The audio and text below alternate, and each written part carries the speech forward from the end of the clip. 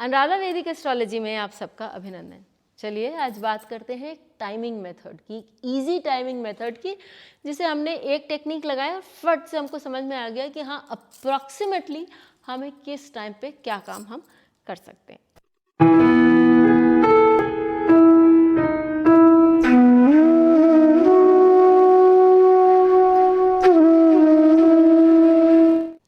लेकिन इससे पहले आप सब लोगों का धन्यवाद, क्योंकि आपने हमारे YouTube और Spotify चैनल्स को लाइक शेयर सब्सक्राइब किया, आपने अपने कमेंट्स और सजेशंस भी लिखे। यदि आपने हमें सब्सक्राइब नहीं किया है, लाइक शेयर नहीं किया है, तो याद से करिए और बेल आइकन भी याद से दबाइए ताकि आपको अपडेट्स निरंतर मिलते रहें।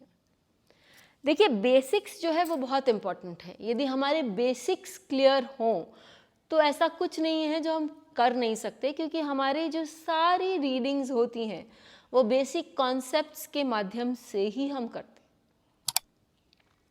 यदि हमको टाइमिंग भी करना है तो वो बेसिक्स से बहुत आसानी से किया जा सकता है। लर्न करके फिर आपने जब दशा भुक्ति आदि सब लगाई तो आपको बहुत फाइन ट्यून्ड रिजल्ट्स मिलेंगे। बेसिक से कैसे, हमने सब ने पढ़ा है बेसिक में, भाई ये राशि शीर्षोदय है, ये पृष्ठोदय है, ये उभोदय है। सबसे पहले ये दो शब्द हैं, ये जो तीनों शब्द हैं ये दो शब्दों की संधि से बने हैं, शीर्ष और उदय, शीर्षोदय, पृष्ठ और उदय, पृष्ठोदय, उभोदय, उभ और उदय। यानी जो सिर से उठ रहा है वो शीर्षोदय, जो पृष्ठ यानी पीछे के भाव से हाइंड से उठ रहा है वो पृष्ठोदय, और जो दोनों तरफ से उठता है वो उभोदय। अब बात ये है कि कौन सी राशि किसके अंतर्गत आती है। तो शीर्षोदय के अंतर्गत हम मिथुन राशि, सिंह राशि, कन्या राशि, तुला राशि, वृश्चिक राशि और कुंभ राशि लेंगे।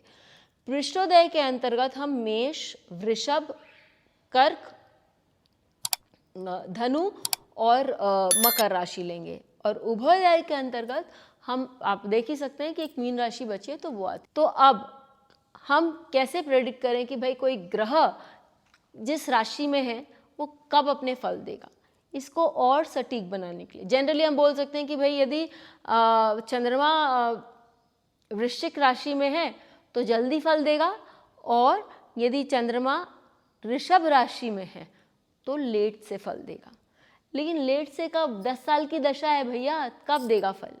तो एक और चीज़ आपको बताती हूँ कि यहाँ गोपेश कुमार ओझा जी ने अपनी किताब में, उन्होंने भी शास्त्रों में से ही देखकर बताया है कि भाई सूर्य और मंगल अपने दशा में या अपने कोई भी अंतर प्रत्यंतर में फर्स्ट 1/3 टाइम में रिजल्ट दे देते हैं। गुरु इंटेंस रिजल्ट, ये नहीं कि उसके बाद रिजल्ट देना बंद कर दिए, लेकिन जो उनका इंटेंस रिजल्ट आपको फील होगा वो फर्स्ट 1/3 पीरियड में ही हो जाएगा, उनकी दशा भुक्ति या प्रत्यंतर में। गुरु और शुक्र का जो है वो बीच में नजर आता है, और शनि और चंद्रमा का लास्ट में। बुध पूरी टाइम अपना बच्चा है, पूरे टाइम खेलता रहता है, पूरे टाइम रिजल्ट्स देता रहता है। अब यदि मैंने यही सेम चीज़ पृष्ठोदय, उभोदय और शीर्षोदय के साथ लगाई तो मेरा बहुत सटीक रिजल्ट निकलेगा। वो कैसे, भाई मैंने देखा कि मेरा चंद्रमा जो है वो शीर्षोदय राशि में है, कहाँ, सिंह राशि में है, या हम ले लें कि वो तुला राशि में है।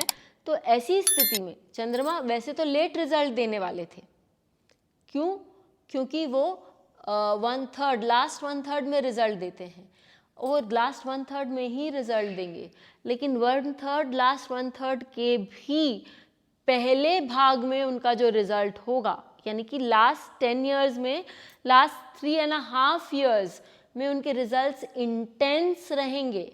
लेकिन उसमें भी जो लास्ट का 3.5 साल बाकी रहेगा, तब से उसका जो रिजल्ट है वो बहुत इंटेंस शुरू होगा। इसी प्रकार मंगल जो है, यदि वो जाके बैठ गया किसी पृष्ठोदय राशि में, अर्थात वो अपनी ही राशि में बैठ गए, मंगल मेष में ही बैठ गए, तो वहाँ पर वो रिजल्ट देंगे, उनको देना चाहिए, पहले शुरू में ही देना चाहिए। लेकिन शुरू में भी अपने जो 7 साल के पीरियड में फर्स्ट 2 साल में ही वो रिजल्ट देंगे, लेकिन 2 साल में भी जो सेकेंड ईयर होगा उसमें उनका जो रिजल्ट है वो बहुत इंटेंस होगा। इसी तरह आप नॉर्मली बहुत ईज़िली, बहुत आसानी से ये रिजल्ट्स के बारे में व्यक्ति के बहुत अच्छे से डिसाइड कर सकते हैं कि भैया वो व्यक्ति का कोई भी जो ग्रह है वो कब रिजल्ट देगा, कौन से पीरियड में देगा और कौन सी दशा, कौन सी भुक्ति में उसके रिजल्ट्स हमारे लिए लाभदायक होंगे। ये छोटी छोटी बेसिक पॉइंट्स हैं, लेकिन यदि हमको वो समझ में आ जाए तो हम बहुत एक्यूरेट प्रेडिक्शंस कर पाएंगे। फिर मिलेंगे, तब तक के लिए धन्यवाद। बेल आइकन को दबाएं ताकि आपको वीडियोस की अपडेट मिलती रहे। हमारे वीडियोस को लाइक करें, शेयर करें, उन पर कमेंट करें और हमारे चैनल को सब्सक्राइब करना न भूलें।